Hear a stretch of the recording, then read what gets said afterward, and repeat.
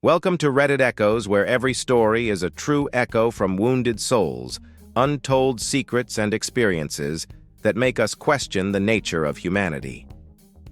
In today's video, I will share with you 6 real-life stories, from fractured relationships to family tragedies, from terrifying medical experiences to the smallest yet deepest betrayals in life.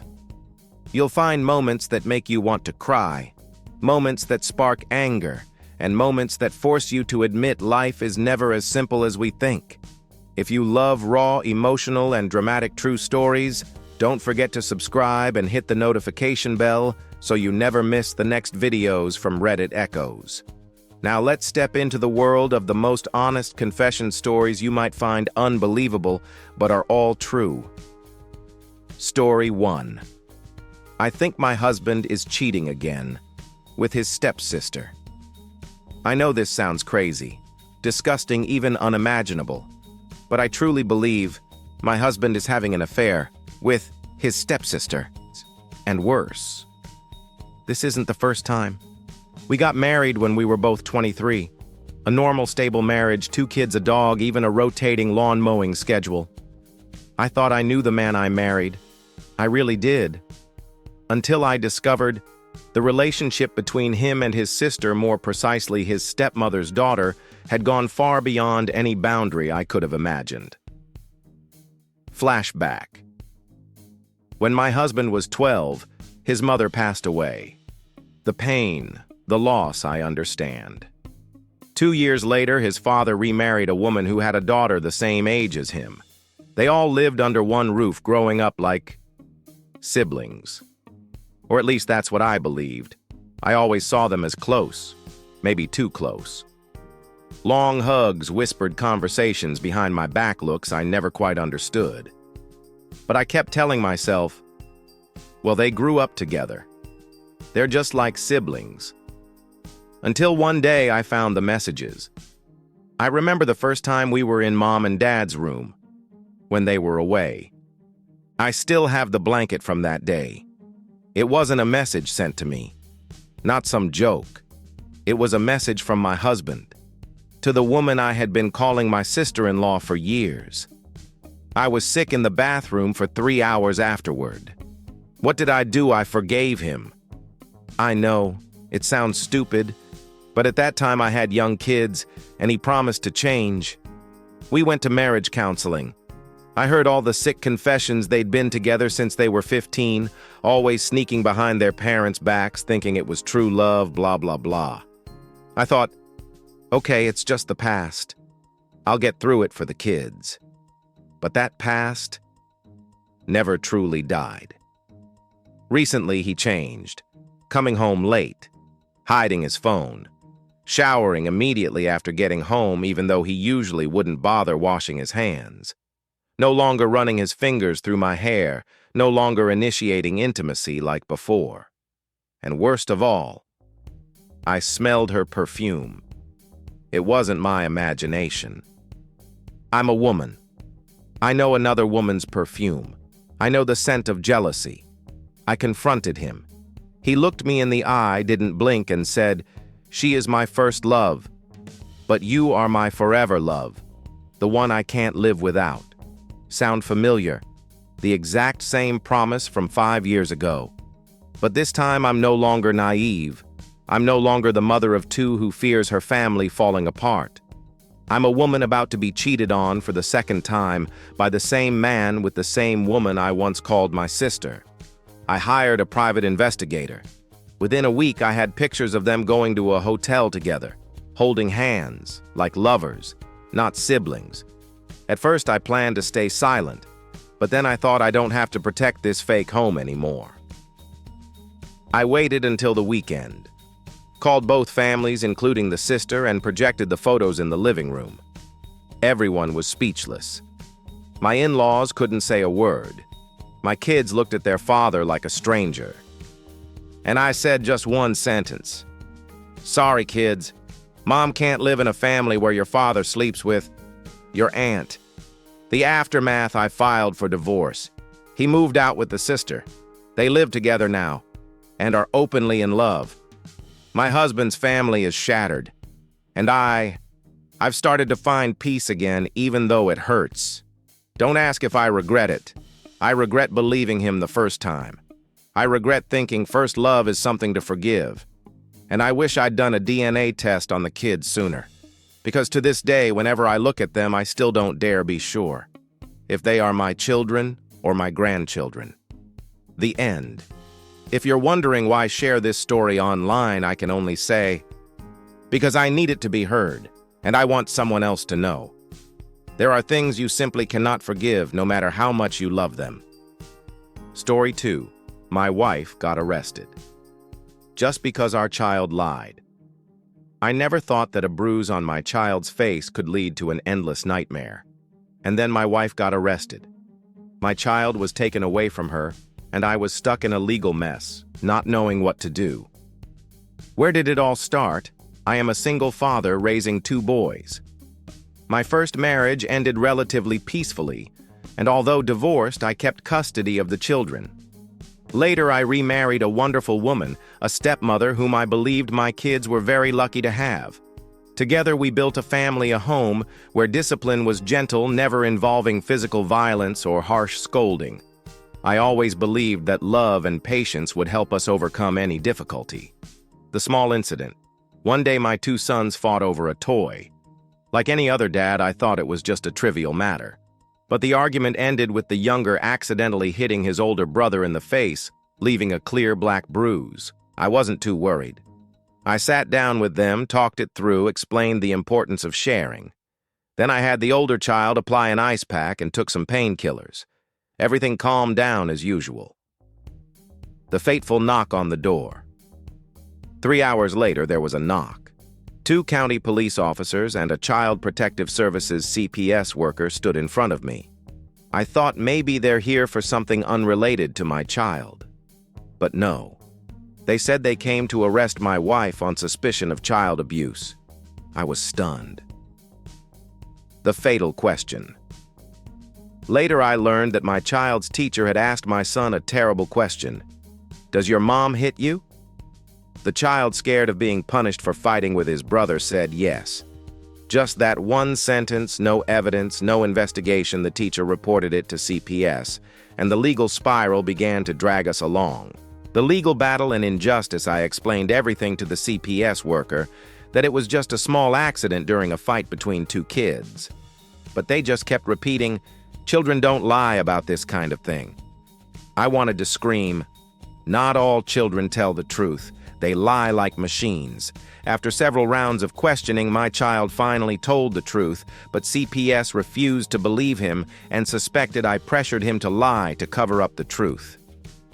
The bitter consequences: my wife was jailed overnight, then stripped of contact rights with the children.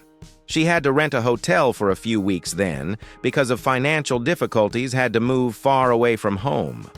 We gradually lost contact, and eventually, due to economic and emotional pressure, they divorced. I lost the life partner I once trusted. Final thoughts. I don't blame the teacher or CPS. They were following regulations. But I just want to say, not everyone is right when they believe what children say. The legal system is sometimes too rigid and causes pain to innocent people. A small bruise can destroy an entire family. The message: if you are a parent, be careful about the questions you ask your child. If you are an outsider, don't rush to judgment without understanding the full story.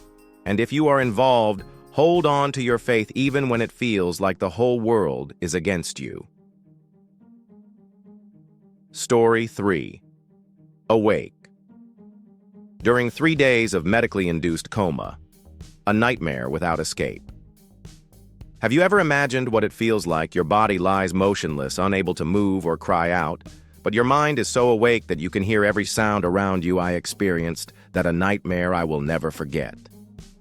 The journey of a congenital heart patient. I was born with a rare congenital heart defect called tetralogy of Fallot. When I was 4 years old, I underwent my first heart surgery to repair the defects.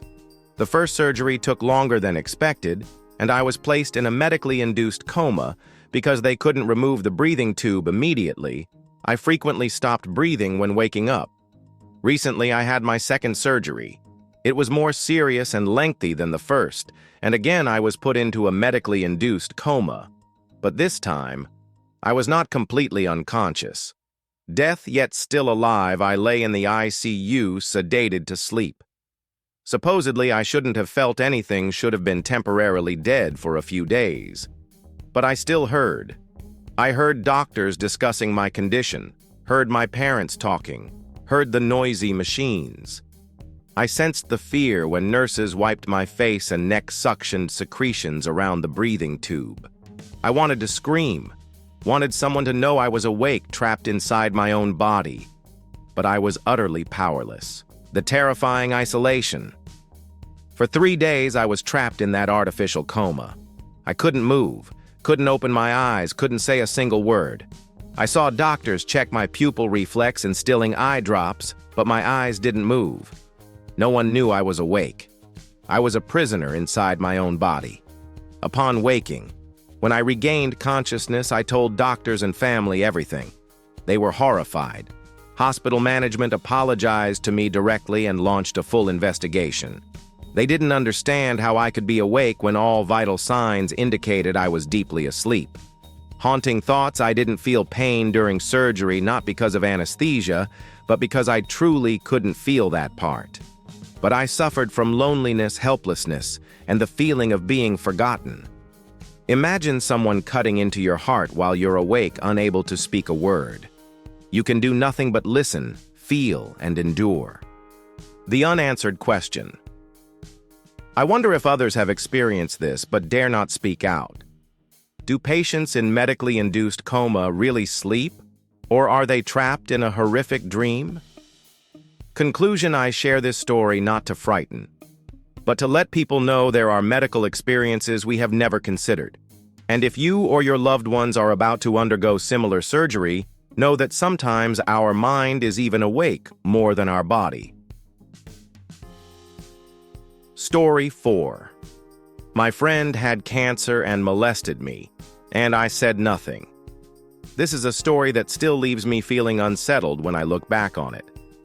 Sometimes you think you are doing the right thing, but your heart remains uneasy. My close friend in high school.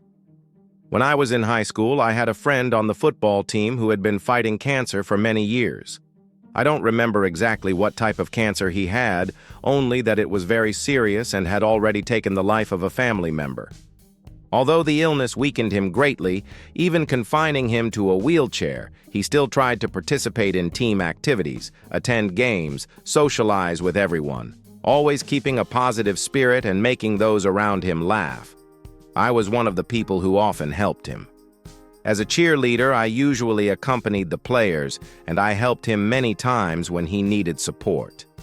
There were times when he asked me to help him down the stairs because he was afraid of having to take the longer wheelchair ramp. I didn't hesitate. I simply thought I was helping my friend have some normal, happier moments during difficult times. The blurred boundary. One day, while helping him down the stairs, instead of just placing his hand on my arm as usual, he moved his hand lower and placed it on my chest under my jacket. I said nothing. No yelling, no pushing him away, no complaint.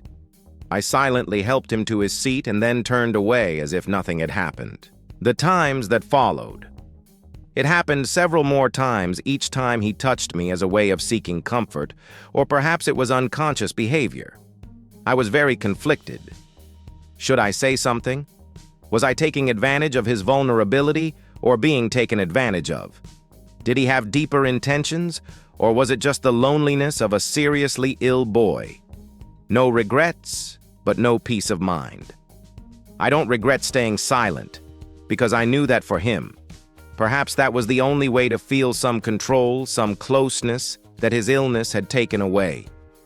But I also could not feel fully at ease with what happened. The final loss. My friend did not survive to see graduation. He passed away after a long battle. I just hope those moments gave him some comfort, even if they may have crossed boundaries others might consider acceptable. Conclusion. I share this story not to accuse or defend anyone. I share it to say that life is sometimes more complicated than we think. The line between compassion and violation can be very thin, and sometimes silence is the only choice you can make, even if it doesn't make you feel comfortable. Story 5.